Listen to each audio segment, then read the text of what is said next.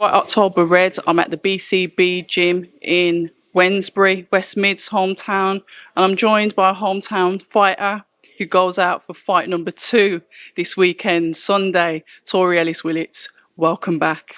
Thank you for having me. Talk to us about the weigh-in then.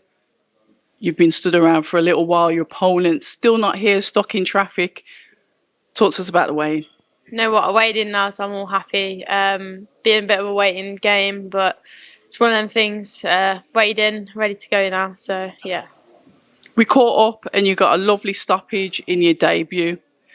This opponent, talk to us a little bit about this opponent and what we were expecting, because I know, like your team, they'll always want to put you in with somebody that's going to test you just to see where you are, to continue to push you. But what do you know about this opponent? I know that she's a tough opponent. She boxed Ebony Jones last week or the week before, down Portsmouth.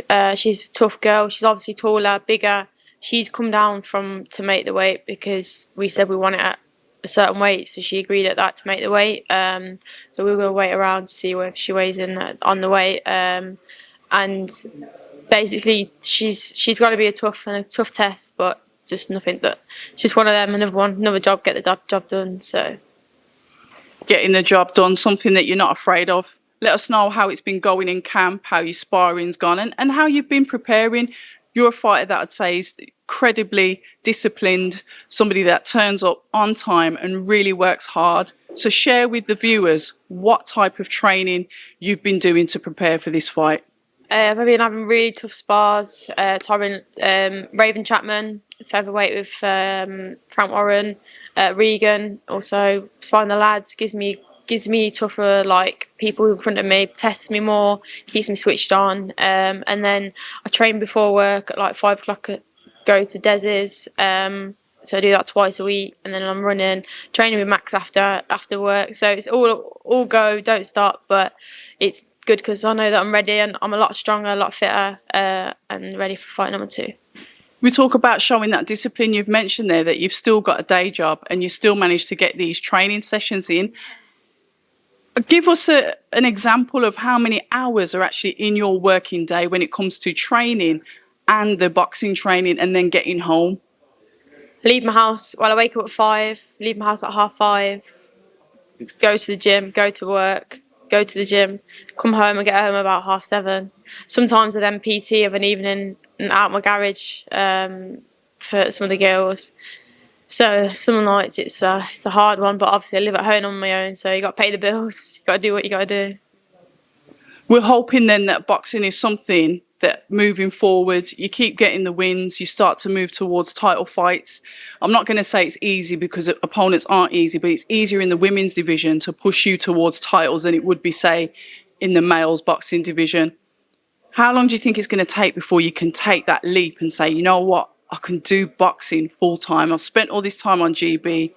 I train so hard. I'm winning my fights. This is what I want to do. And I can literally hand in the work card and say, boxing, here I am. Do you know what? It's hard to say, obviously, if you've got bills to pay, the cost of living, it's increasing and whatnot.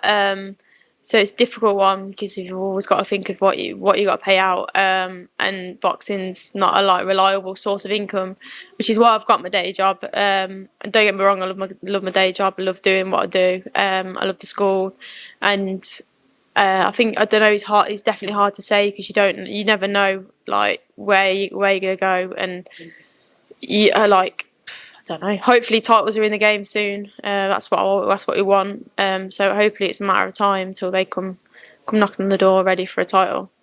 And we talk about being with Fight Zone, a company, promotional company that's happy for you, making sure that you stay active. You are then boxing away as such. You're boxing under the BCB umbrella in conjunction with, but it's good because we often see fighters stagnant because they're tied into contracts and then activity can disappear. So talk to us about Fight Zone and their flexibility with you and how that's going to help you, Tori. Well, they've really supported me. They've enabled me to box local hometown Birmingham on BCB show, which is good because obviously it's a different show to Fight Zone, and they've managed to get me on this, which is I boxed in May from our debut, and we're already boxing again. So keeping active is key for me, and they're giving me the opportunity. So we're happy. Dennis is doing what he can, and then we'll be on another Fight Zone show soon. They said September, so we're busy, and then titles towards the end of the year is what we want. And obviously, it's good to look forward. I'm never overlooking any opponents, but with the weights in the female division, are you going to stay at the weight that you are at now, or do you think progressively you'll move up?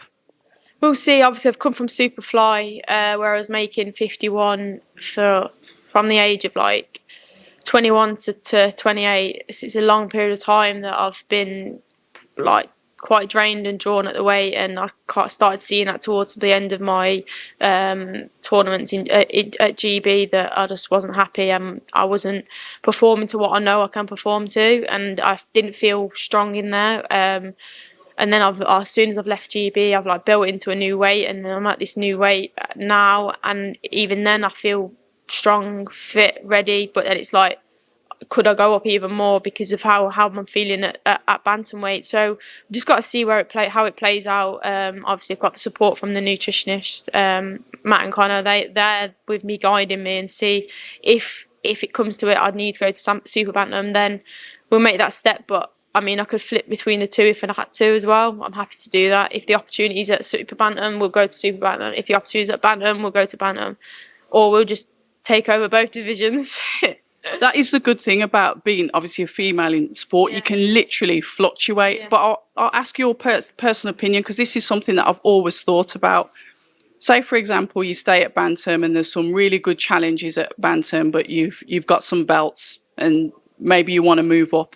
Do you think sometimes in the women's division that they can use that to avoid certain opponents in the division to jump up to fight a lesser competition? It's just a query that I have about the female division, because we do see, let's go up, let's go down, let's go up, let's go down, let's go up and up. So it's just... Yeah, they said that with Savannah Marshall, like she jumped up like a couple, didn't she, and then come back down, and then there's people like Sandy Ryan's people have avoided going to Sandy Ryan's weight division. You got Terry Harper, she's gone up to like, so it's hard, but it's hard to say. But for me, I think, or any boxer, if the opportunity's there for them for a title, then they're going to go to that weight division.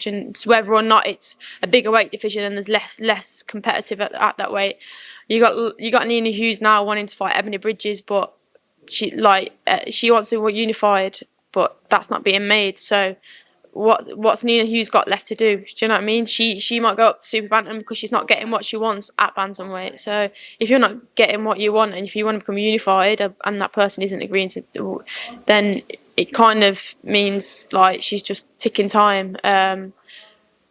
So it's down to the people, the promoters, to get the fight on at the end of the day. Everyone wants to see the fight. So just stop playing games and get the fight on for most people, or you go up to a next division and you just start again at a new division. You know, so I don't know. What do you think? Well, that's what I mean. I'm sort of like in limbo, because it's other people that have pointed it out to me about obviously the weight hopping. So I thought, you know what, the next time I speak to a female fighter, I've got to ask them that question. And unfortunately, Tori, you were it. and I think as well, if you're strong enough to go up a weight, then why not? Like, okay. if you doubt yourself, then I wouldn't even risk going up to the weight division. Or if you think you're too small at the weight, then you need to go down, definitely. But if you think you're capable of going to a bigger weight, then I don't see why not. Do you know, if you think you can achieve what you want in that, then yeah. Did you watch the bout yesterday with Sinasa Super Bad? I need to get these name pronunciations. I've seen some highlights on Twitter, but I've not watched it properly yet. No, but I will catch up on that one.